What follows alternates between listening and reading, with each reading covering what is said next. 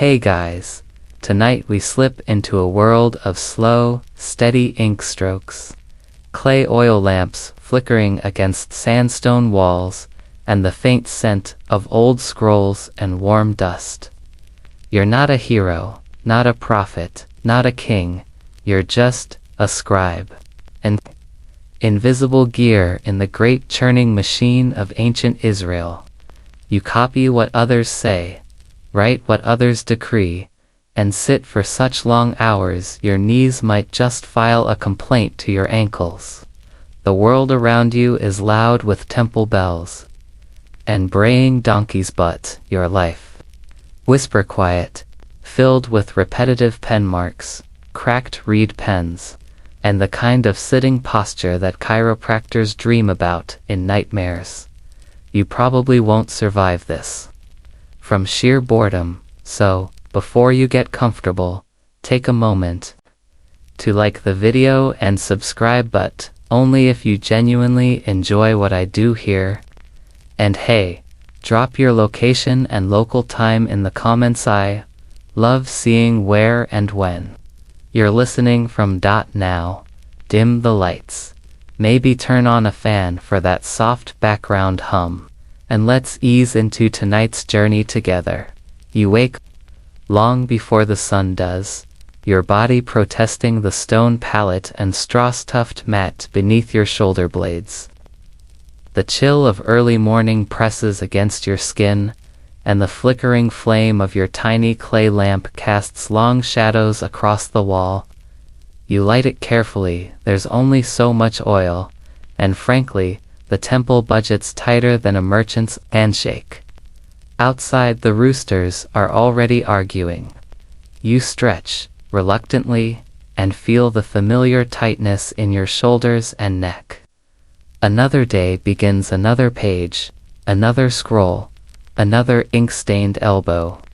You sit cross-legged on the worn wooden stool by your desk, or more accurately, a slab of sun-baked mud bricks with a plank across it. Ergonomic design hasn't exactly reached QAnon yet. Your first task, re-inking your pen. It's a reed carved and trimmed by hand, its tip forever wearing down with every letter you write. The ink is thick and dark, made from soot, gum, Arabic, and whatever scrap of magic your apprentice managed to cook up yesterday. You swirl it slowly, careful not to knock over the shallow bowl. That only happened once, but temple walls still whisper about the great spill of the Psalms. You squint at your scroll under the lamp's dim glow. The letters you're copying must be exact. Even a slightly crooked yod could spark a debate lasting generations. There's no punctuation, no spaces, no delete key. If you mess up, the options are grim: scraping parchment, wasting expensive papyrus, or starting over.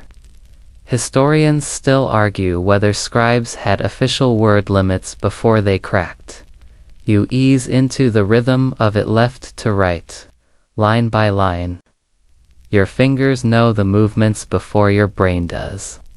Outside, the city slowly stirs. The stone alleys echo with sandal slaps and bleeding goats.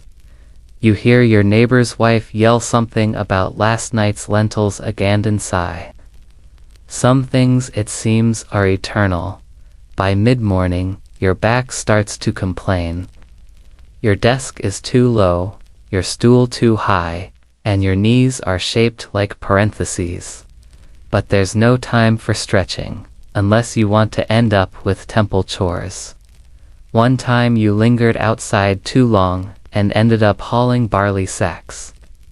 For 3 hours, that lesson etched into your spine. As you work, you notice a flaw in the parchment, a tiny tear near the margin. You lean in, lips pursed, dabbing carefully with a bit of egg white glue. Will it hold? Hopefully.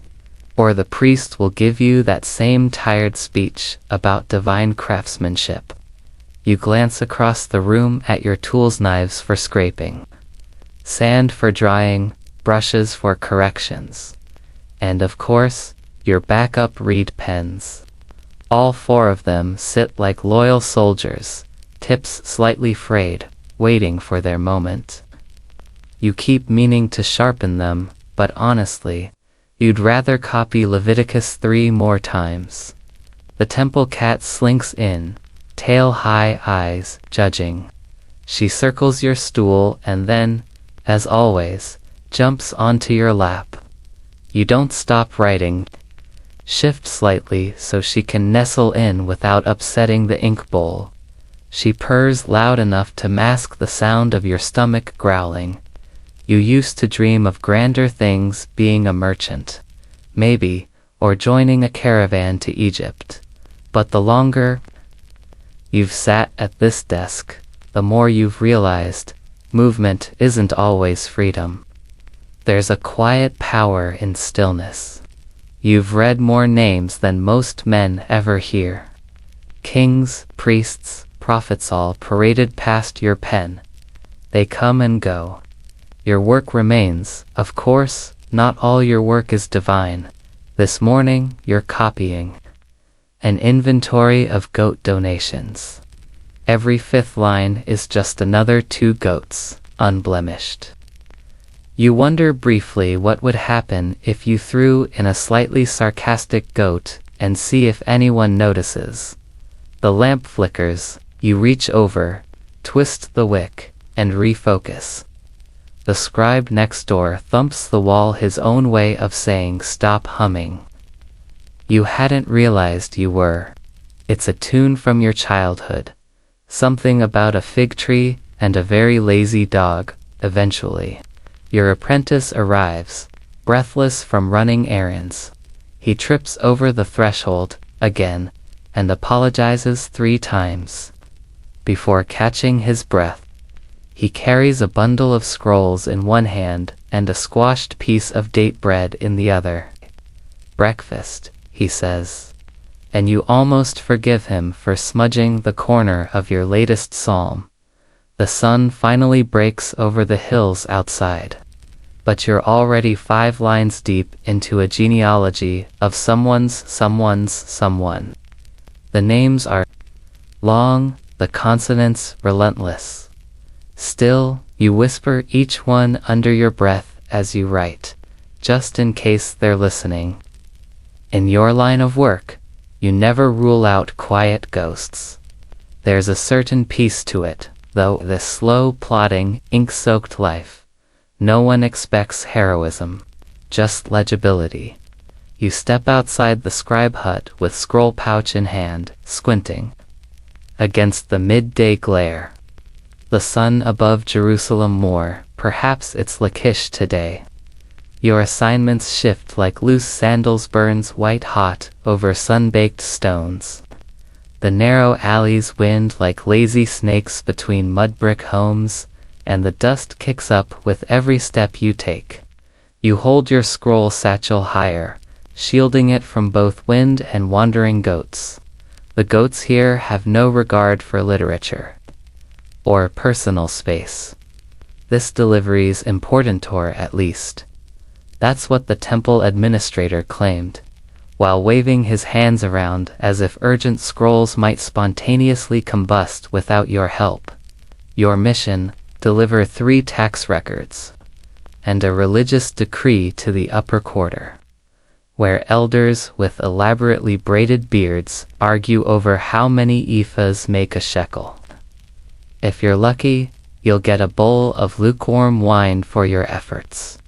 If not, you'll get another scroll to carry back as you begin your climb toward the higher tiers of the settlement. You dodge carts pulled by grumpy donkeys. One particularly dramatic beast refuses to move unless someone sings to it. You'd think someone would train the thing better, but no, every Tuesday, there's a performance. Today's singer is a fishmonger with 0 vocal talent and very enthusiastic hand gestures. You pass a woman selling garlic and dried leeks, who gives you the same squint she always does. She claims you once delivered the wrong scroll to her cousin 5 years ago.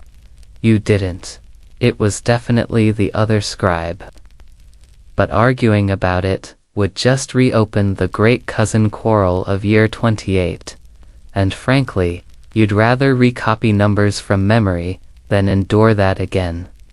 As you climb, the air changes. It gets thinner, drier, and more judgmental. The upper quarter is quiet, paved with smoother stone, and smells less like goat. It smells more like old papyrus and expensive sandals. You knock on the door of the clerk who receives the scrolls. He answers as if he's just woken from a 100-year nap. You hand him the scrolls carefully, and he checks each one with exaggerated slowness. You watch, eyes glazing over, as he squints and mumbles. Did you use the wide script on the temple tithe report? He asks. You blink. Yes, you told me last time that your uncle can't read the narrow script. Right? He says, and you can feel the gravity of bureaucracy crushing both your will to live and your sense of time. Historians still argue whether scribal delivery roles had specific dress codes, or if temple clerks just enjoyed passive-aggressively critiquing other people's tunic length. Either way, your sandals are too dusty, and your belt is apparently loose at the wrong angle, noted. You're about to leave when the clerk hands you another scroll. Take this to the granary record. Keeper, he says, but don't fold it like last time. You didn't fold it. You never fold scrolls. Folding is 4 letters, and you're not a barbarian, so down you go again, back into the hotter, dustier parts of town. The alley cat from yesterday follows you for a while, meowing pointedly. You toss her a breadcrumb from your pouch, and she deems you acceptable for now. As you approach the granary, the smell of stored barley and rat deterrent hits you square in the face. It's like wet socks dipped in vinegar. The record keeper is a grumpy man with a nose like a falcon and a voice like dry leaves. He reads the scroll silently while chewing fig paste, and you mentally prepare for another complaint. Why did you use soot-based ink? He asks, as if you have access to a magical fountain of indigo dye. You explain, gently, that the temple's indigo shipment was redirected to the palace scribes for a royal genealogy. Again, indigo is for kings. Soot is for goat counters. Everyone knows this. He doesn't care. He just wants something to gripe about. And you, unfortunately, are available. Back outside, the sun has shifted but not softened. You consider stopping by the shade of the olive grove, but your next task waits, returning to the scribe hut to finish copying the prophets. Specifically, a passage involving obscure agricultural rituals and an unusually poetic threat about fig trees. Your scroll pouch is lighter now, though the strap digs the same tired groove into your shoulder.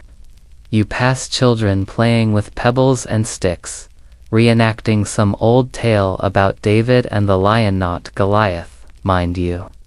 These kids like to get creative. As you pass the butcher's stall, the air turns thick with spice and blood. You wince, not from the scent, but from the memory of when you had to inventory 27 animal offerings in one scroll. You still dream of sheep-shaped numbers. A merchant waves at you one. You sometimes exchange scrap ink with. He offers you a pomegranate slice and news from Ashkelon. Apparently, their scribes now use bronze styluses for wax tablets. You nod politely, knowing full well that wax melts in this climate, and that bronze styluses are more about looking impressive than lasting long. Still, It's something to imagine a life where you can erase mistakes without scraping parchment like a penitent carpenter sanding a sin. Your feet ache by the time you return. The stone path to the scribe hut has uneven grooves that remember every toe you've stubbed over the years. You open the creaky wooden door, and your apprentice looks up guiltily from a half-finished ink batch. It's too watery, again. You sigh, set down the empty pouch, and settle back into your seat.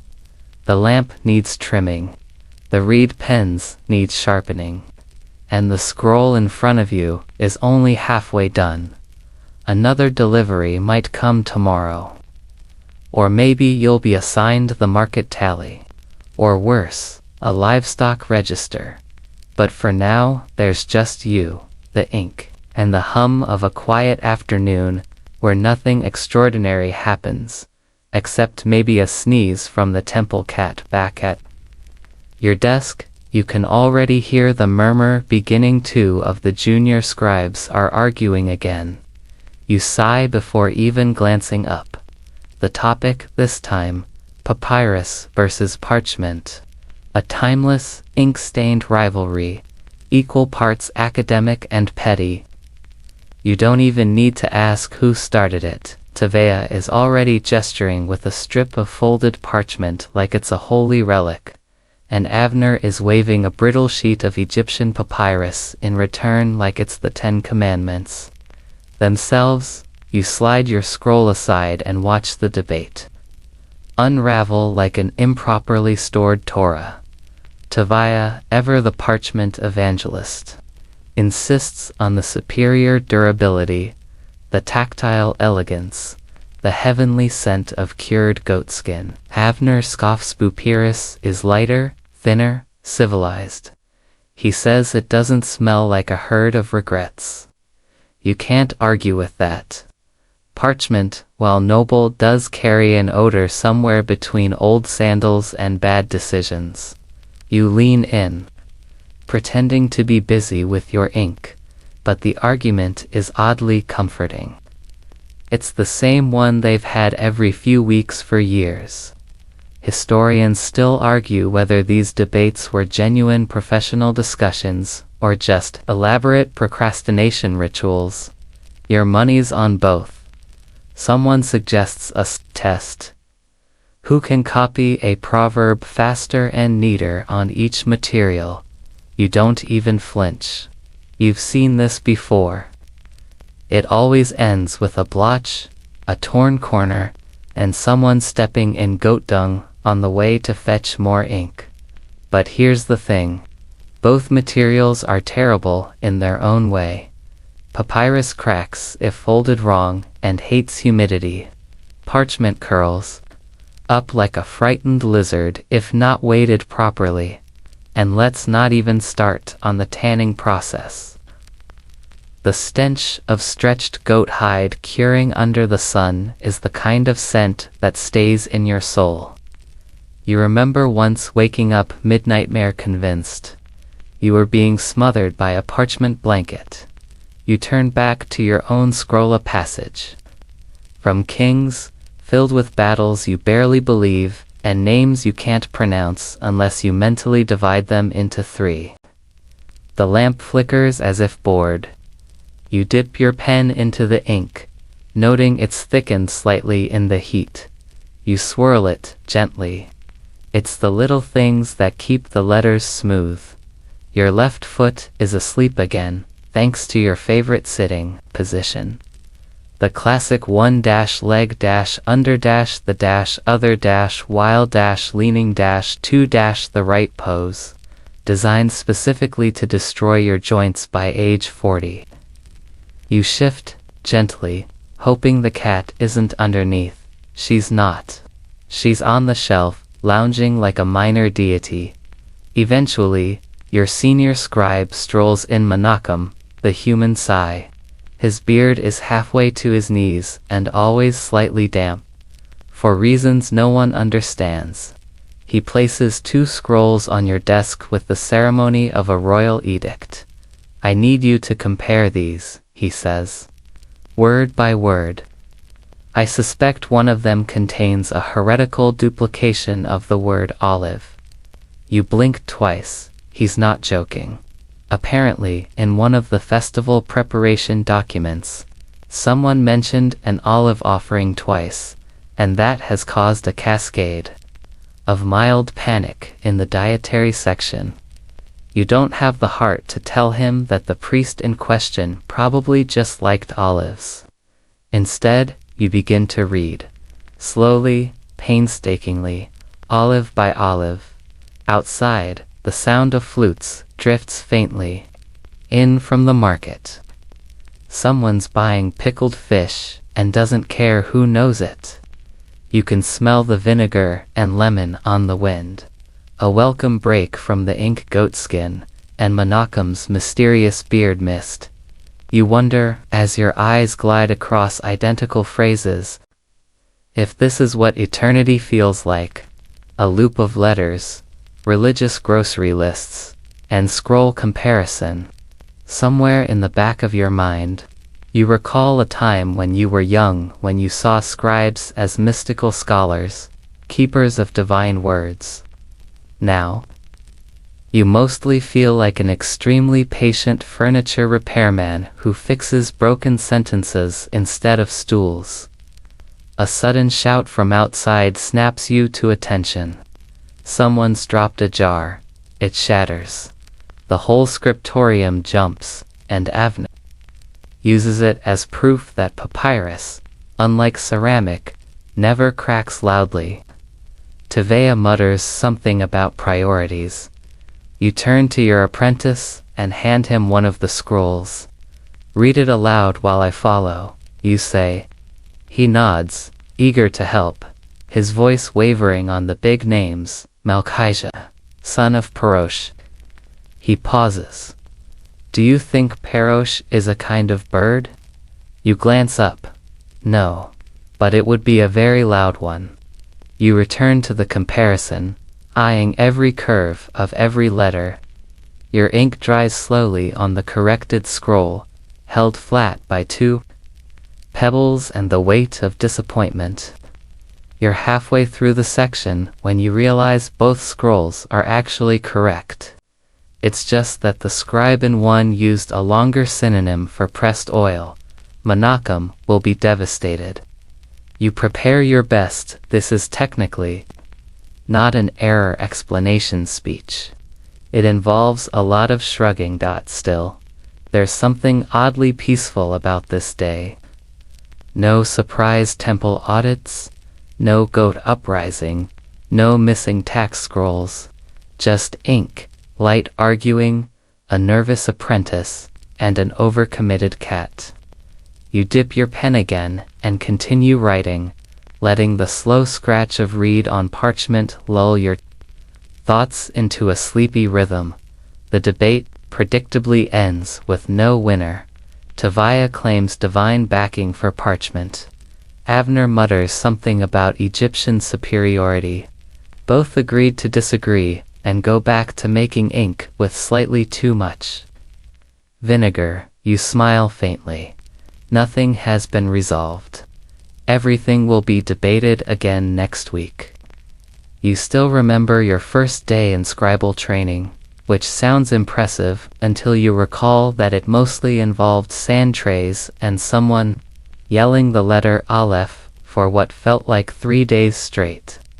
Back then, you were small, nervous, and convinced you were destined to transcribe the voice of the diviner, at least something important like trade agreements.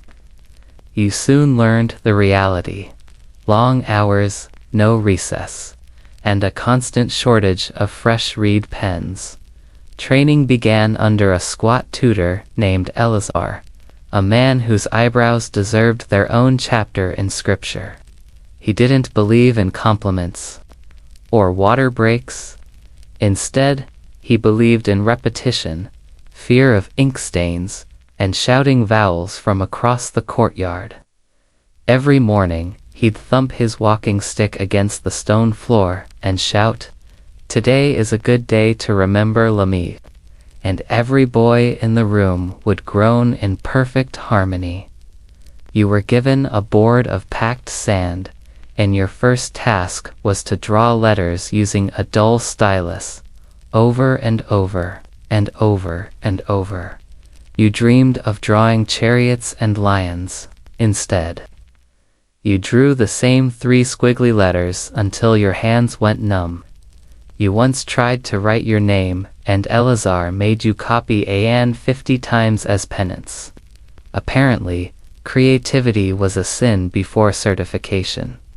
Eventually, you graduated to ink, but only under supervision. You practiced writing on broken shards of pottery, called aspicot, because parchment was too precious to waste on your chicken scratch. The ink dried too fast, and your reeds were so crooked you once wrote sideways by accident. Eleazar laughed, but in that special way that made you think he was considering assigning you a different career. Goat herder, maybe. Lunch breaks during training weren't really breaks. You got a few bites of lentils and half a date, then were expected to review your phonetics while chewing. One of the kids, Baruch, once tried to read aloud while choking on a fig seed. He lived. Barely, but Eleazar still deducted a mark for slurred pronunciation. Sometimes you practiced copying proverbs, mostly because they were short and didn't involve tribal genealogy. A gentle tongue breaks a bone. You wrote that one 14 times in a row. To this day, you're not entirely sure what it means. Maybe it's about diplomacy. Or maybe someone once hit someone else with a scroll and claimed it was a proverb. Historians still argue whether scribal training was formally structured or more of a chaotic blend of grunts, punishments, and miraculous endurance. Based on your experience, it was the latter. You'd study standing up, kneeling, cross-legged, and occasionally upside down when the scroll fell off the desk. You'd squint in sunlight too bright and copy by lamplight too dim. No one ever asked how your eyes were doing. After a few years, your posture got worse, but your lettering improved. You learned the importance of uniform spacing, the elegance of clean margins, and the shame of blotting sacred names. The first time you wrote the name of God, your hand trembled. You washed your hands 5 times afterward and didn't speak for an hour. Not out of reverence, mostly from terror. Eleazar had a whole ritual about writing divine names, and if you messed up, there was a speech involved. And speeches were longer than most scrolls. Once in a while, a traveling scholar would visit the scriptorium. He'd bring exotic scrolls with odd accents, and you'd all gather around like bees around honey-soaked papyrus. One scroll mentioned camels with 6 humps. Another described a river that flowed backwards. You assumed most of it was nonsense, but it broke up the routine. For days afterward, you and the others would joke about 6-humped camels writing poetry. Eleazar was not amused. As your training wore on, so did your sandals. You wore them thin from pacing while memorizing line order. You once rewrote a psalm in your sleep. Your roommate said you whispered the entire thing with perfect punctuation. Which is odd, since Hebrew didn't even have punctuation back then. But dreams can be generous. Your final test was to copy a legal document from memory. Not just any document, a list of temple offerings that included 34 individual items, ranging from sheep to silver goblets.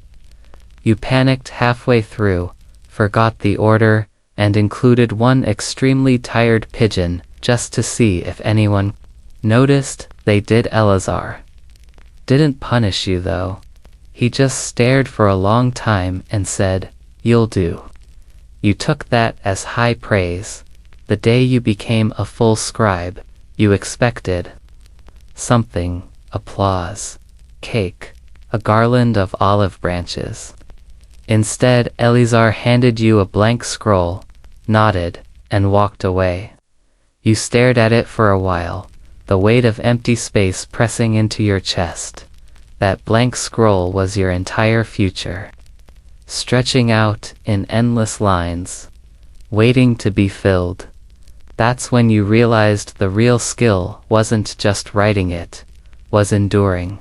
Enduring the silence, the repetition, the stillness, learning to love the act of careful inscription, even when no one thanks you. Especially when no one thanks you. Now, years later, you sit where Eleazar once did. You teach the next generation of sore-backed, ink-splotched, fig-mumbling scribes. You try not to yell quite as much, but you still believe in repetition, and you've developed your own eyebrow technique. Looking back, it wasn't a glamorous education, but it shaped your letters, your patience, your very spine, and even if no one remembers your name, your lines are still there. Quiet, careful, unassuming, inked into time. It's midday now, and your stomach begins to send passive-aggressive reminders that you haven't fed it since dawn. The heat creeps into your bones as you peel yourself off your desk for a short lunch break, though calling it a break is generous. There's no cafe, no cheerful chatter, and absolutely no menu.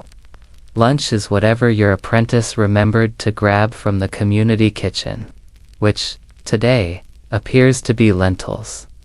Again, you take the clay bowl with a resigned nod, stirring it with your index finger before retrieving a small crust of barley bread from your pouch. The lentils are lukewarm, faintly overcooked, and mysteriously grayish, like they've been thinking sad thoughts. There's a single fig at the bottom of the bola gift, maybe, or a forgotten garnish. You save it for last. Always save the fig for last. It's the one sweet spot in your otherwise relentlessly savory life. You eat on the flat roof of the scribe hut, your back against a basket of spare parchment. The wind is light, scented faintly with olive oil and drying flax. A bird circles overhead, perhaps a kite, perhaps a buzzard. Either way, it's having a better lunch. As you chew, your apprentice joins you, clutching a similar bowl. He flops beside you with the gracelessness of youth, and starts describing a dream he had involving an angel and a dancing fish. You nod. Politely, though your mind is on the scroll you left unfinished below. It always is. Midday meals are supposed to refresh the body and spirit. In practice, they mostly give you gas. Still, there's a kind of ritual to it. Spoon, chew, stare into distance, repeat. And occasionally, someone walks by with something different. One of the temple guards passes with roasted chickpeas and what appears to be honey-dipped bread. You stare long enough to make him uncomfortable. You recall a time, years ago, when a trader from the coast offered you dried pomegranate seeds and spiced goat cheese as thanks for copying a contract. It was the most flavorful 10 minutes of your life. You sometimes wonder what happened to that man, probably smuggling olives in Egypt by now. Your apprentice breaks off a piece of his bread and offers it to the temple cat, who appears from nowhere as if summoned. She sniffs it, considers her options, and walks away. She has high standards and a strict anti-legume policy. Back downstairs, the scriptorium air is warmer, heavier.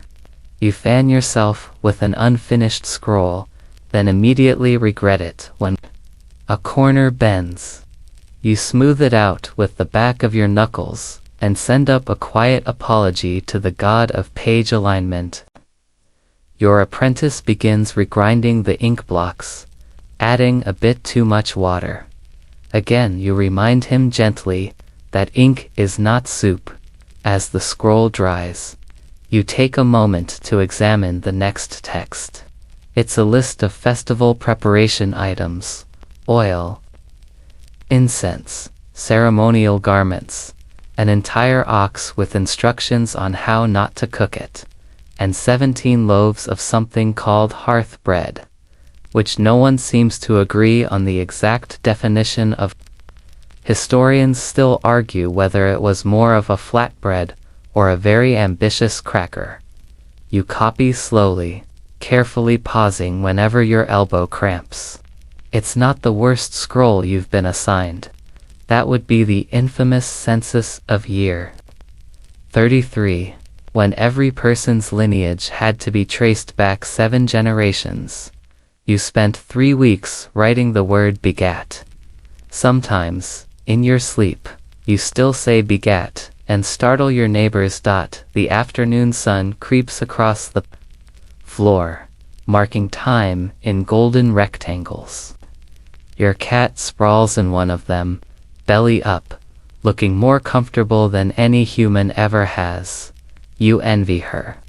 She doesn't write scrolls. She doesn't argue about ink viscosity. She just lounges and occasionally knocks over ink pots when bored. The door creaks, and someone enters, a vendor offering dates and walnuts. You exchange a quick glance with your apprentice, who knows the drill. He barters with a smile, offering a spare reed pen and 2 dried fish scales. Somehow, it works. You receive 5 sticky dates, warm from the sun. You eat one immediately, then hide the rest. Trust no one in a scriptorium when dates are involved. Sometimes, you think about writing something for yourself, a little poem, maybe, or a tale about a clever fox and a grumpy prophet.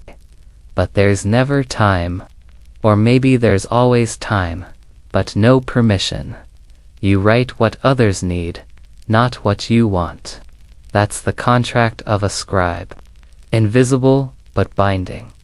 Your apprentice sneezes, and 3 specks of ink land on the margin of a nearly finished scroll. You stare at them. He stares at you. You both stare at the ink. Then, with the precision of a man who's made this mistake before, he reaches for the scraping knife. You nod. Progress. You finish the scroll just as the shadows stretch long and thin across the room. The last line curls neatly into place, and you place a pebble on each corner to hold it flat. As you stretch your fingers, your stomach grumbles again. Fig time. You retrieve it from your bowl like a treasure from the bottom of the sea. It's slightly crushed, overly chewy, and exactly what you needed. The sweetness lingers on your tongue, longer than any sentence you've written today. As you lean back, listening to the faint noises of the courtyard, a donkey braying, someone dropping a clay pot, a soft argument over sandals, you let yourself feel something rare, a flicker of contentment. It's not glamour, it's not glory, but it's yours. You return to your stool with a slight groan, the kind of sound that only comes from a body shaped by years of leaning over scrolls. The afternoon heat is beginning to loosen the dried ink on your sleeves, reminding you that your robe has become more of an ink rag than a garment. You smooth the front of it out of habit, even though the black smudges are permanent. They form an abstract pattern like the accidental artwork of a man who's spent his life writing for other people. Today's main task: a temple inventory. Not the exciting kind, no hidden treasure or secret chamber scrolls.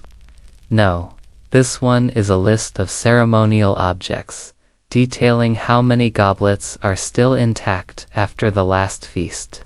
and how many bowls mysteriously walked off into the night. You suspect the missing ones are now plant holders in someone's courtyard. You dip your pen, steady your wrist, and begin copying. 2 silver goblets, unblemished. 1 bronze incense spoon, cracked. 3 oil jars, half full. Line after line.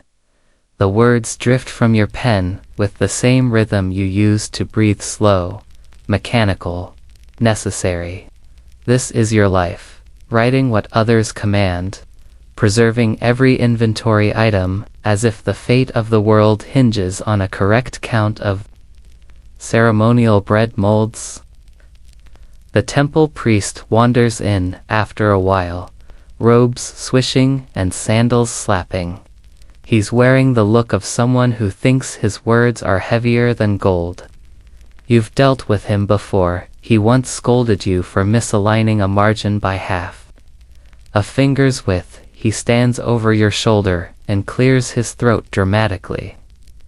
Be sure to write holy before each object dedicated to the inner court, he says, as if this instruction is new. You nod without looking up, making a mental note to doublespace just to annoy him as he speaks.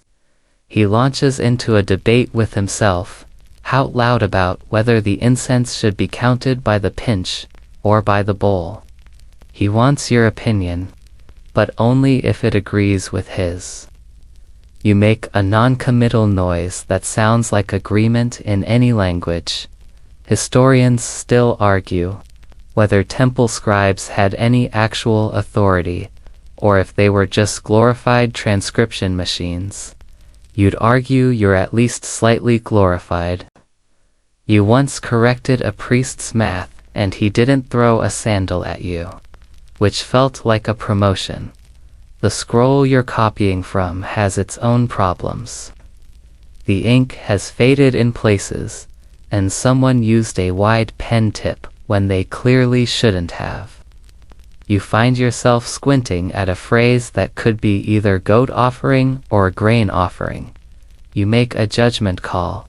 It's probably grain, or, at worst, a very edible goat. Meanwhile, your apprentice is in the corner writing what he thinks is the Hebrew alphabet.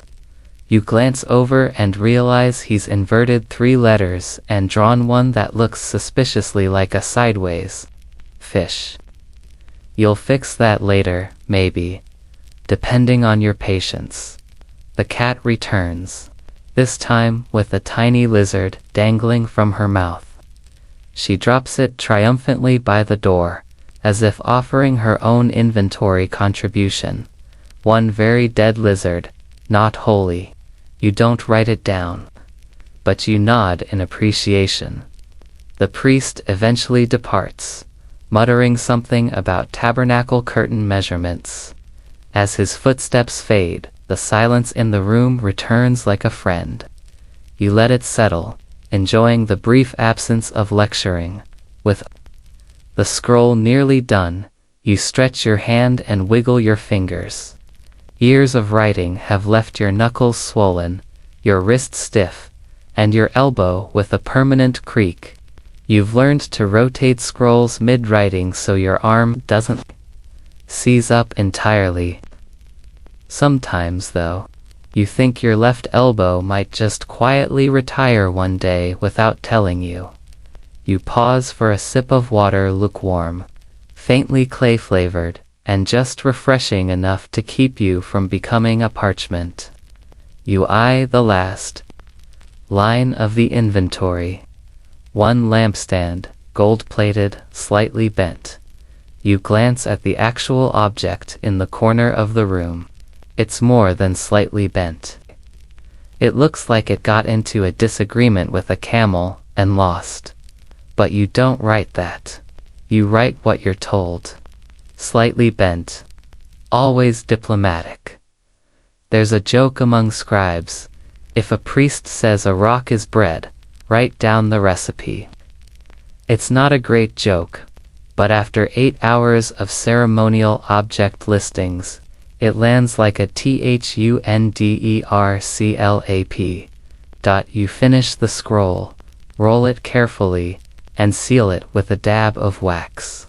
The seal is your marks, simple, precise, and anonymous. It's how the world knows a scribe handled the document, even if it doesn't know which one. You're used to it.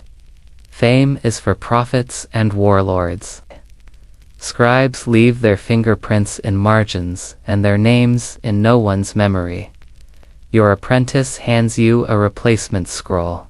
You raise an eyebrow already. He nods sheepishly. Another inventory. This one for the outer court utensils. You stare at it for a long moment, then reach for your pen, ink, dip, scratch, dot, and so it continues. Writing for priests, not for fun. Faithful transcription of someone else's decisions. A record of what exists and what has been lost. Sometimes you wonder who reads these, if anyone ever truly does. But it doesn't matter. The scrolls need copying, the ink needs mixing, and your elbows will outlast you either way. There's a point in every scribe's day when the body begins a quiet rebellion. Your fingers twitch from repetition, your eyes cross over faded lines. Your lower back begins to negotiate for better treatment by threatening to seize up entirely. That moment, it's now. You've just begun copying a new scrolla genealogy of priests with names that seem to be composed entirely of guttural consonants, when your elbow gives a gentle throb, like a dull drumbeat, reminding you that joints are not immortal. You shake out your arm, flex your wrist, and glance down at your robe. The left sleeve is stained so thoroughly with ink, it looks like abstract artwork. You once had a nice outer robe, dyed with a faint stripe of indigo. That was long ago, before you forgot to roll your sleeves up while copying the book of Isaiah. During a hot spring. That day's ink never came out. It just spread and multiplied like some biblical plague. Now, you wear your stains like a badge of honor. Or resignation. You try adjusting your seating position, first leaning left, then right, then forward with your chin nearly resting on the scroll like a half-defeated tortoise. Your body is not impressed. The stool wobbles. You're convinced.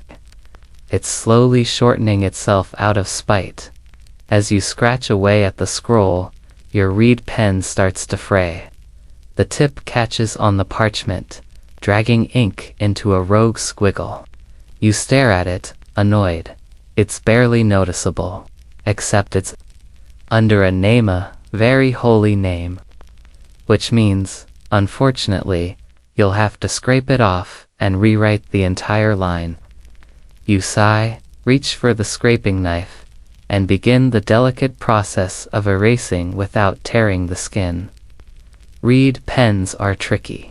Too soft and they smudge. Too sharp and they pierce through. You've carved hundreds, maybe thousands, over the years, each one a tiny, fragile companion. And yet, you've never quite gotten used to how fast they wear out. They last about as long as a moment of silence in the market. You make a mental note to spend part of tomorrow morning carving new pens. Again, the last bundle of reeds arrived dry and brittle, like someone shipped them through the Sinai just for the fun of it. You complained, of course, but the supply clerk shrugged and said, "They're still plant-shaped." You almost committed violence that day with a quill. Your fingers, meanwhile, have their own agenda. You flex them after every line now. The ink dries slower in this humidity, and if you don't time it right, your palm smudges your own work. You've had to train your hand to float like an anxious bird over the page. Once early in your career, You dragged your sleeve across. A freshly written commandment. You spent the next hour listening to the high priest recite all 10, just to remind you what happens when you disrespect ink. The sun slants lower now, making your work harder to read. You reach to adjust the clay lamp. Its flame flutters, slightly your fault. You trimmed the wick too short earlier. You make a note to replace it tonight. You probably won't, but notes make you feel like you're in control. You hear laughter from the courtyard below, probably the younger acolytes practicing their chant responses. You remember when you used to join those sessions, before the ink stains and elbow cramps. Now, your chanting voice is reserved for passive-aggressive muttering during inventory scrolls. A soft knock interrupts your thoughts. A junior priest appears in the doorway, holding a scroll with both hands like it contains secrets of the universe. It does not. It contains updated measurements for temple furnishings. Again, apparently someone has reassessed the cubits.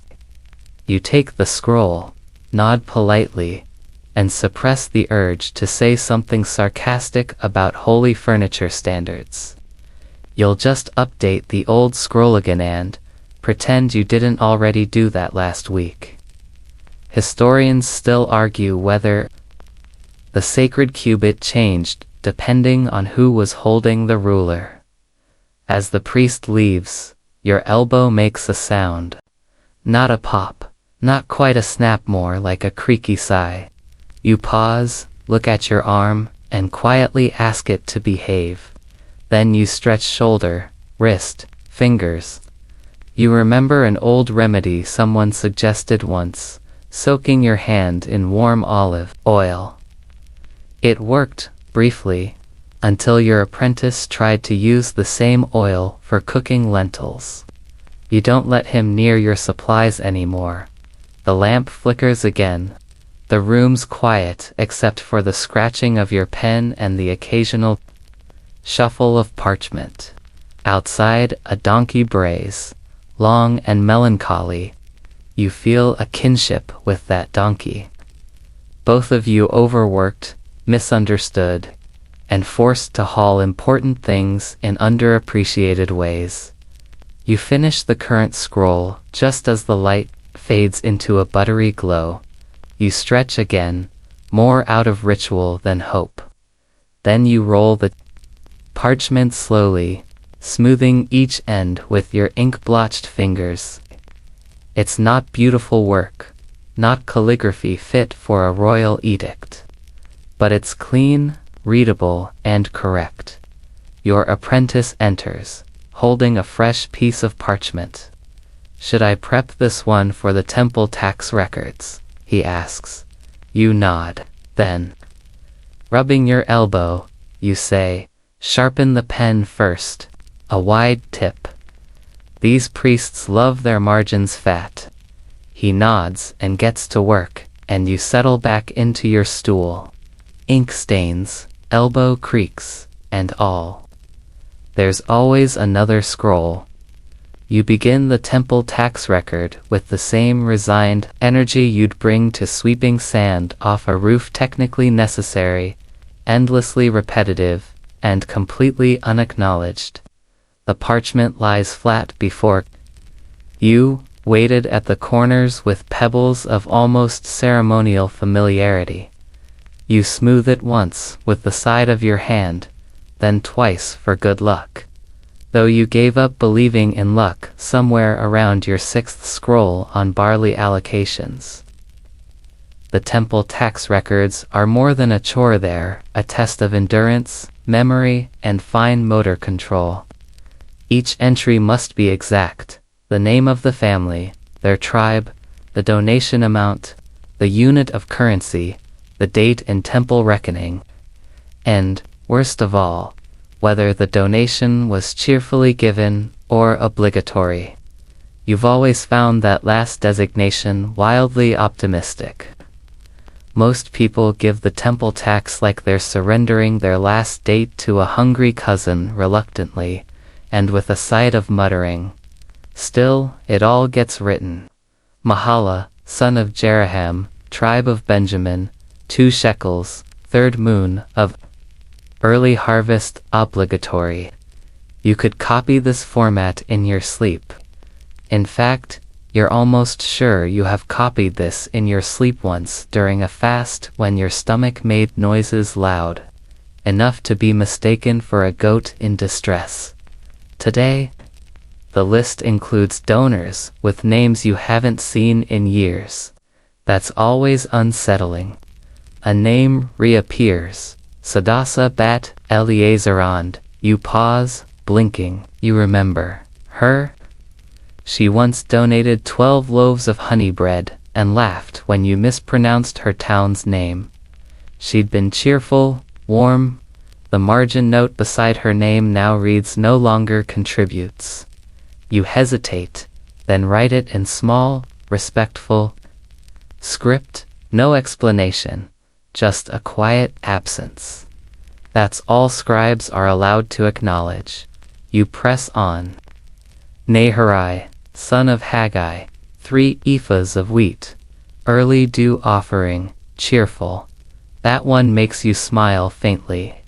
Naharai's cheerful because he owns 5 granaries and only ever donates the wheat with small pebbles in it. You know, you've seen the temple baker spit them out. Your elbow gives a warning twinge again, and you stop to rub it. There's a lump for Minga Scribe's lump, they call it. Part bone, part ink deposit, part old regret. You lean back, sip some water, and watch your apprentice practicing letters in the corner, his tongue sticking slightly out in concentration. He reminds you of yourself, once hopeful, eager, convinced scrolls held all the mysteries of the universe. They do, just not the kind you think when you're young. Historians still argue whether scribes were trusted clerks or silent pawns. You think the truth lies somewhere in the middle. You have access to everything: laws, secrets, names, numbers. But you don't own any of it. You're a vessel, not a voice. A priest enters mid-thought, stepping carefully over the cat, who does not move. She stretches one paw as if to say, "You may pass, mortal," and the priest does. Reverently, "I've brought the Southern District tallies," he says. "Some late payments. Include them before the scroll dries." He hands you a wax tablet with neat carvings and a faint scent of olive wood. You nod, scanning the figures. They're sloppy, rushed. One donor is listed twice, once as Yahoram and again as Yahoram. Common mistake. You correct it silently as you write, wondering if they'll ever notice. Probably not. You ask the priest, "Do you want them listed in the main scroll or as an appendix?" He thinks for a second. Appendix. We'll blame the delay on road conditions.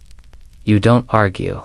You just start the appendix on a new parchment, labeling it with the careful flourish required. Additional tithes. Southern region, late submissions. You use your finest script, the one reserved for headings and accusations. You've learned that pretty letters make people less angry about taxes. As you write, the temple bell rings once, softly, not a summons, just a reminder. The sun has shifted again, afternoons giving way to evening, and your fingers ache. You've copied over 100 names today. You've cross-referenced donations. You've corrected someone's attempt to spell shekel with a silent K. You didn't know Hebrew had a silent K, but creativity finds a way. Your apprentice wanders over. "Master," he asks, "what happens to these scrolls when we're done?" You look up, surprised. It's not the kind of question he usually asks. They're stored, you say slowly, in the archive room, shelved and sealed. Sometimes consulted, usually ignored. But why do we write them if no one reads them? You pause. You look at the scroll in your hand. The ink is still drying. The letters curve neatly, line after line. It's nothing special. But it's true, because one day, you say, someone might. He nods. He doesn't fully understand, but that's all right. Understanding comes later. After years of cramped fingers, lost scrolls, and questions that can only be answered with silence. You finish the last line, blow gently to help it dry, and set the scroll aside. You're not proud of it. You're not ashamed of it, either. It's work, it's steady. And it matters. Quietly outside, the city is starting to wind down. Merchants are closing their stalls. A child is reciting something from memory in the courtyard below, loud and off-key. The temple cat yawns and curls up beside the ink blocks. You stretch your fingers one last time and begin sharpening your next pen. There's always one more scroll. Always one more name. Evening falls slowly over the city, settling into the alleyways. Like a warm blanket stitched from dust and cooling stone. The light outside turns a soft amber, then melts into shadow. Pulling your scriptorium into that in-between place where candles flicker just enough to convince you you're not working in total darkness. You reach for your lamp refilled earlier, trimmed with the practiced hand of someone who's spent far too much time lighting small fires in big rooms. Your eyes need a moment to adjust, squinting against the flicker as you resume your work. This scroll's a personal request, an inheritance dispute, charmingly complex, featuring 3 brothers, a stubborn aunt, and a goat of mysterious legal status. You'd laugh, but the goat was explicitly named in the claim, ... and the she-goat. Third from the pen, with black ears and a mild disposition.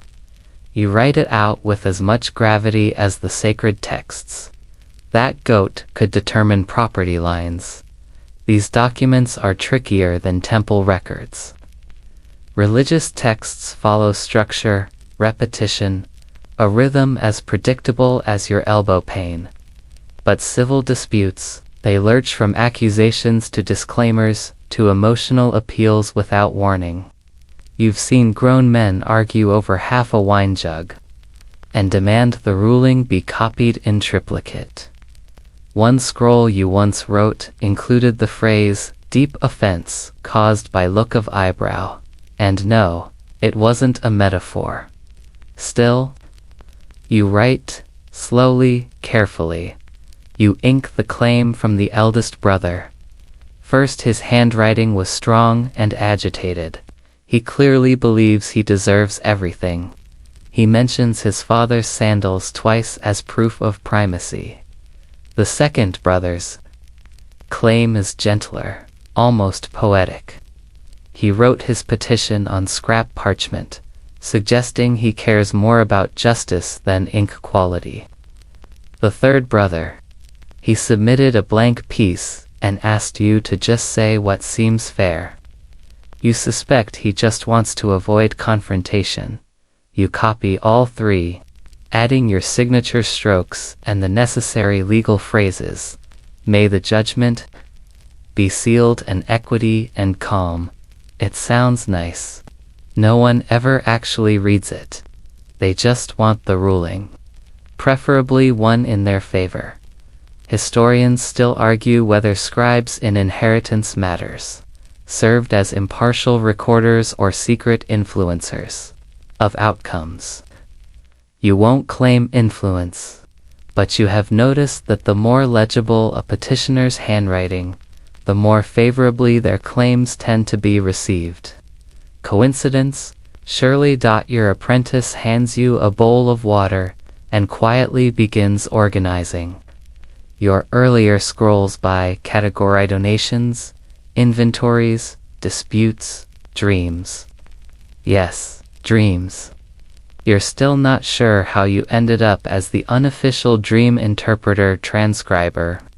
But somehow, when someone sees a talking bird or a prophetic melon in their sleep, you get the call. As night deepens, so does the quiet. The city has stilled. The wind outside has hushed, replaced by the occasional rustle of fig leaves or the faraway shuffle of a returning caravan. Even the temple cat, usually restless at night, has curled into a tight loaf atop your spare cloak, her tail twitching in slow, sleepy arcs. Your hand moves on instinct now. Dip, write, blot, breathe. You've trained yourself to keep working past discomfort. The elbow twinges fade into background noise. Your fingers cramp slightly as you record the witness statements. One of them says the goat in question was smarter than the middle brother. You debate omitting that. You don't.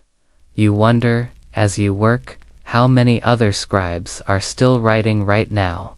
Probably none. Most have retired for the evening, washing their hands of ink and conscience. But you like this time. The peace of it. The focus. The way your thoughts sharpen in the hush. You take a short break to stretch your legs, pacing the length of the room exactly 4.5 times before realizing that your ankles are making popping sounds that probably aren't legal in 3 regions. You sit again, and your stool lets out a resigned creak. You pat it. You've been through a lot together. Back to work. You finalize the scroll with a neat conclusion, a space for the seal, and the date in temple format. You always like dating scrolls. It feels like telling the future, one dusty day at a time. 10th sun of the month of figs, year 41. Pause. That can't be right. You bulge. It is. You blink. How has it been year 41 already? You glance over at the sealed documents shelf. It's crowded now, stacked in organized bundles, each one a silent archive of human worry. You've written hundreds, maybe thousands of names that no one will say aloud again. Arguments that once flared like fire now rest, cooled into tidy lines of text. Words outlive tempers. Ink outlives intentions. Your apprentice sets down a fresh parchment beside you. Dream scroll, he says. You raise an eyebrow. Again, he nods. This one involves bees and judgment. Of course it does. A bleeding lamb shivering in the early morning chill. You wonder if the lamb is aware of the sacred rules or just glad to be spared until daylight. You smile at the thought. This is one of those rare moments where your imagination sneaks in. Regulations are full of peculiar details. There's a clause about the exact height a basket must be placed when carrying offerings, down to the finger's width. Another specifies the minimum number of reeds allowed in the broom used for temple cleaning, because apparently, cleanliness requires divine precision. You write all of it with a seriousness that would make the gods chuckle. The cat wanders over, brushing her head against your knee. You absent-mindedly scratch behind her ears while continuing to copy. She is the only creature in this place who seems to understand the sacredness of routine. She has her own regulations: nap between 10 and 11, attack any stray lizard on sight, and demand belly rubs on her terms. Midway through, the apprentice asks about the purpose of these exact rules. You consider giving the scholarly answer that they maintain order and sanctity, but instead opt for something simpler. They keep chaos at bay, you say, and chaos is a messy business. He nods, scribbling notes. You wonder if he'll remember this lesson after a decade of writing temple documents and trying to decode priestly handwriting that resembles a goat's doodles. Historians still argue whether these regulations were practical guidelines or symbolic acts to demonstrate control over the divine order. You suspect it's a bit of both. After all, when you're balancing on tradition, even the smallest detail carries weight. As the night wears on, your hand cramps again. You take a brief respite to flex your fingers and gaze out the small window. The stars are bright, scattered like spilled salt across the sky.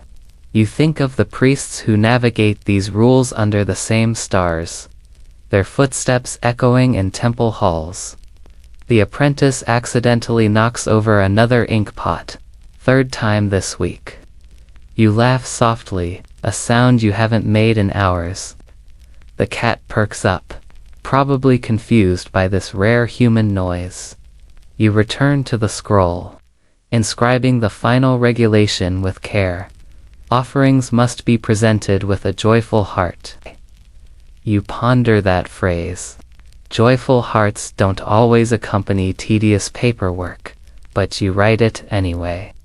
Maybe someone will read it and feel a flicker of hope. As you roll the parchment and tie it with a strip of dyed leather, you feel the weight of countless regulations written before you, and the many more yet to come. It's a humble task, but an essential one. You sigh, reach for a fresh pen, and write the opening phrase. In the third watch of the night, the dreamer beheld bees descending upon a judge's bench. It won't make sense. It doesn't need to, it just needs to be copied. Dreams are like that, messy, dramatic, and deeply sincere. The candle flickers as a breeze sneaks through the shutter. The light dances across your scroll, and for a moment, it looks almost alive. Words glowing, dancing, like they know they've been remembered. You seal the inheritance scroll.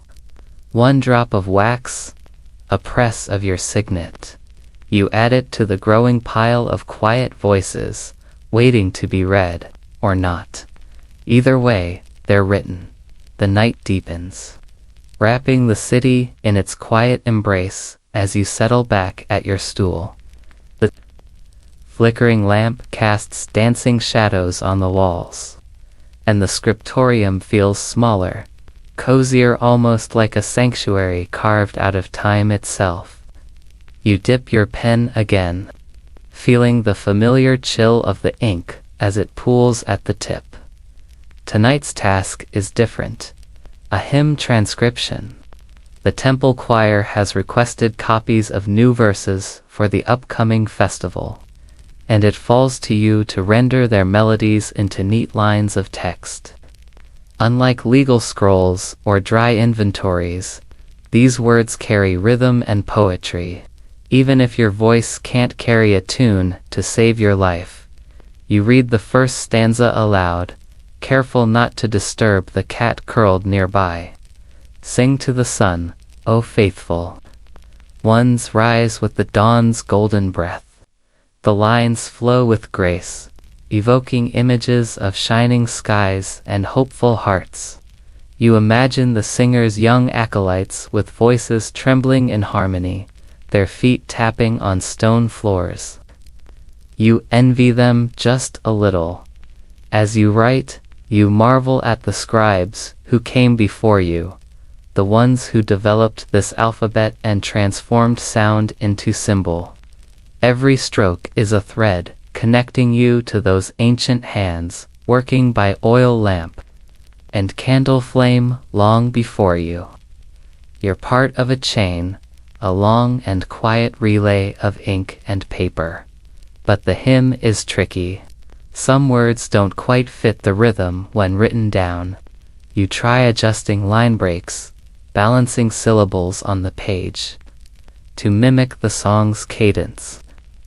You even consider inventing punctuations, something to guide singers, but then remind yourself that such liberties are the domain of poets, not scribes. Your role is to copy, not to create. There's a momentary distraction when your apprentice fumbles and knocks over the inkpot. A slow-spreading pool of black creeps across the desk, threatening your carefully copied verses. You sigh and reach for the scraping knife again. It's a dance you know well. Write mess, erase, write anew. It's a rhythm as old as writing itself. You clean the mess quickly, and the apprentice mumbles an apology. You assure him it's fine, though your voice carries the weight of someone who's spent more time fixing mistakes than making them. Mistakes are inevitable in your line of work, especially when ink, patience, and elbows have limits. Historians still argue whether scribes had any influence over the final wording of sacred hymns, or were simply transcribers of divine inspiration. You suspect a little influence happens here and there. After all, subtle shifts in wording can alter meaning, but that kind of power isn't wielded openly. It lives in margins, in hesitations, in tiny edits that only the keenest eyes notice. The lamp flickers lower, and the night's cool air seeps in through the window. You pause to stretch, the familiar ache in your hands easing slightly with movement. The cat blinks sleepily, her tail flicking once in approval. You finish the last verse, and with careful hands, you roll the scroll, tying it with a thin strip of leather. It's a simple task, but one filled with a quiet satisfaction. You've preserved a song that will echo through temple halls, sung by voices both young and old.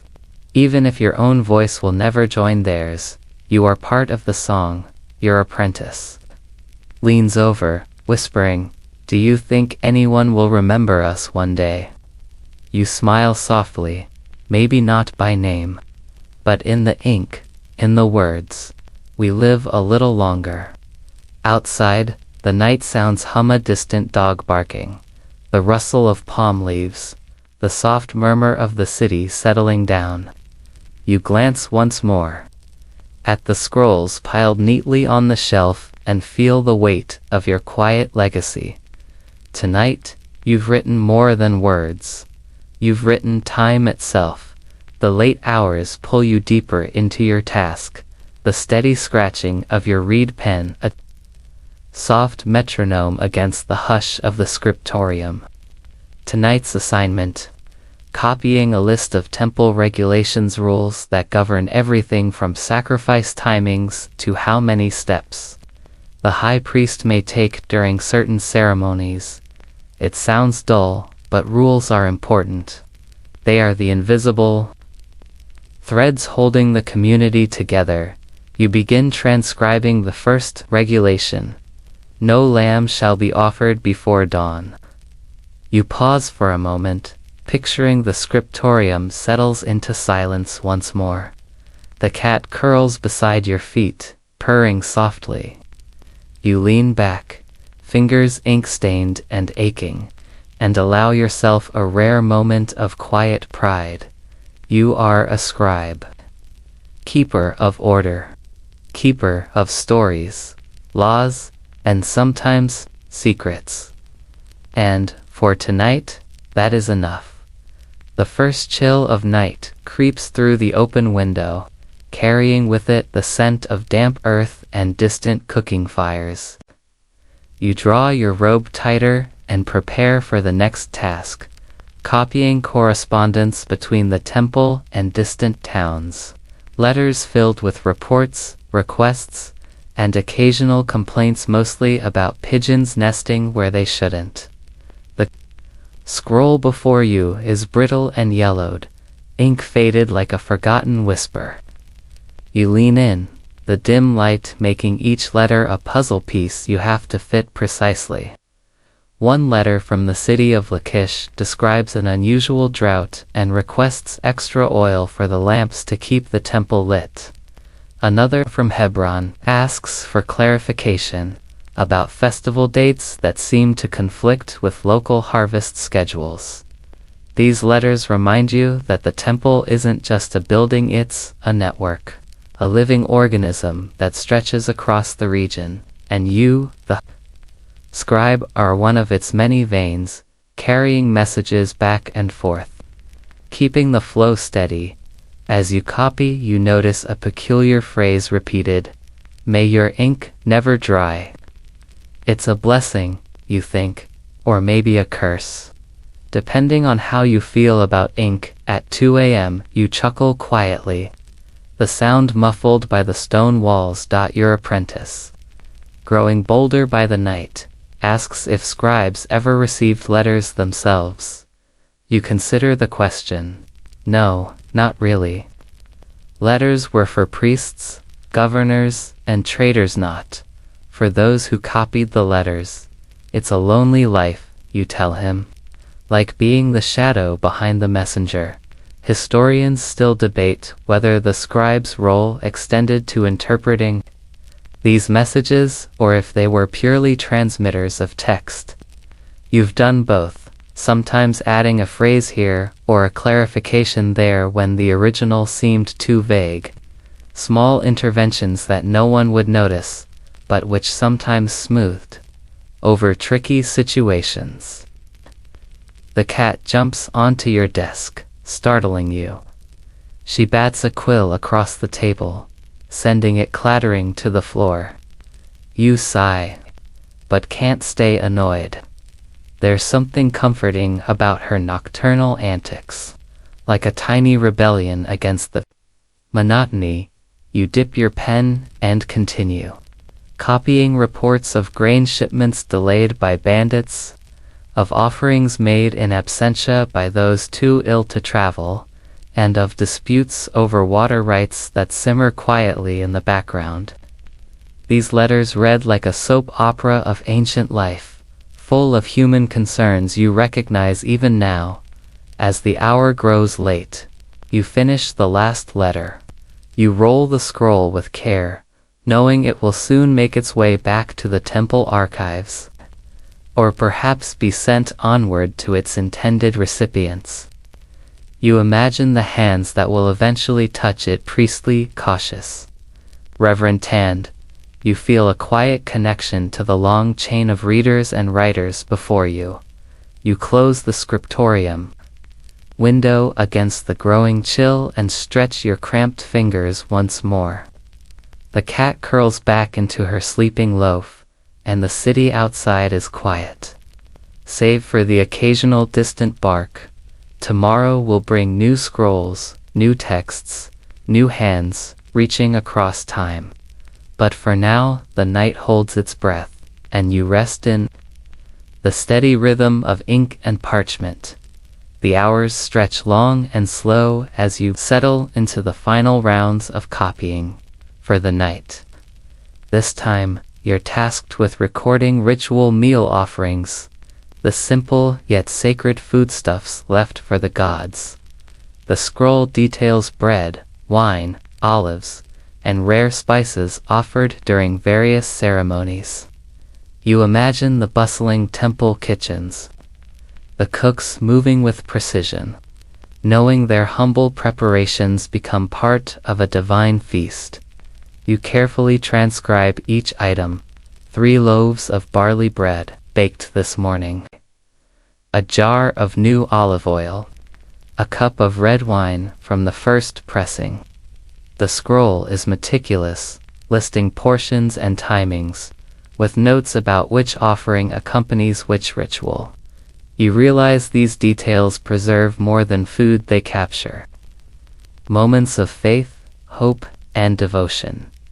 Your apprentice watches you closely, asking why these offerings matter so much. You tell him it's about connection away for people to touch the divine through everyday things. Bread becomes more than food. It becomes a symbol, a gift. The cat, sensing the peaceful mood, curls at your feet. Occasionally, she lifts her head to inspect a stray crumb, then settles back with a contented sigh. You smile at her quiet companionships somewhere in this world. The sacred and the mundane dance together. You notice a peculiar detail in the scroll, an instruction that a certain bread be baked using a secret grain known only to temple bakers. You've never seen this grain yourself, but it's a reminder of how mysteries weave through your work. Unseen, yet present. Historians still debate whether these ritual foods were purely symbolic or carried practical meaning in ancient diets. You suspect they were both food as faith, and faith as nourishment. Your hands ache, but you keep going, mindful that these records will last beyond you. You imagine a future scribe reading your handwriting centuries from now, deciphering your ink-stained thoughts and wondering who you were. A breeze drifts through the open window, stirring the loose papers and bringing the faint scent of jasmine. You pause, breathing deeply, savoring the moment of calm. Finishing the scroll, you roll it carefully and tie it with a strip of leather. Your apprentice helps stack the completed documents neatly. Together, you watch the piles grow testaments to a life spent preserving the quiet details of a forgotten world. Outside, the city sleeps. Inside, your lamp burns low, casting gentle shadows on the walls. You lean back, stretching your tired limbs, the familiar ache settling comfortably like an old friend. You're a keeper of stories, a guardian of memory, and for tonight, that's enough. The night deepens, and your eyes feel heavier, but the pile of scrolls waits patiently for your careful hand. Now comes the task of copying temple petitions pleas from townsfolk, asking for blessings, healings, or sometimes forgiveness for things they probably shouldn't have done. The requests vary wildly, from the earnest "please grant my daughter" health to the downright peculiar "may my neighbor's donkey lose its stubbornness." You read each petition with a mixture of curiosity and tiredness. The language shifts between formal and heartfelt, often including phrases that make you smile or raise an eyebrow. One man swears he saw a vision of a talking fig tree, which allegedly gave him advice on proper prayer posture. You decide to copy the story exactly as is, thinking that the future reader might enjoy the humor. As you write, the familiar ache in your elbow flares up, a reminder that your body keeps score. You shift positions, trying to ease the strain without losing momentum. Your apprentice watches quietly, sensing the rhythm of your work, the ebb and flow of concentration and fatigue. The cat weaves through your legs again, demanding attention at inconvenient moments. You indulge her briefly, feeling the soothing weight of her purring as a balm to your tired muscles. Historians still argue whether temple petitions ever truly influenced divine will or were more about community cohesion. You suspect it's both a kind of conversation with the unseen and with each other. One petition catches your eye, plea from a woman asking for rain during the planting season. You remember last year's drought well, the cracked earth, the worried faces. You write the words carefully, hoping the record will remind someone, someday, of human fragility and hope. You finish the last petition, your handwriting steadier, despite the late hour. You roll the scroll and seal it with a stamp of the temple emblem. The familiar weight of finished work settles over you like a soft cloak. You glance around the scriptorium, the silent witnesses of your labor, the stacks of scrolls, the ink pots, the worn stool, all telling stories without words. You feel a quiet pride in your invisible contribution to history. The lamp flickers low. It's time to close for the night. You stretch, the aches and pains, a small price for a day well spent. Tomorrow will bring more scrolls, more stories, more quiet labor. For now, you rest.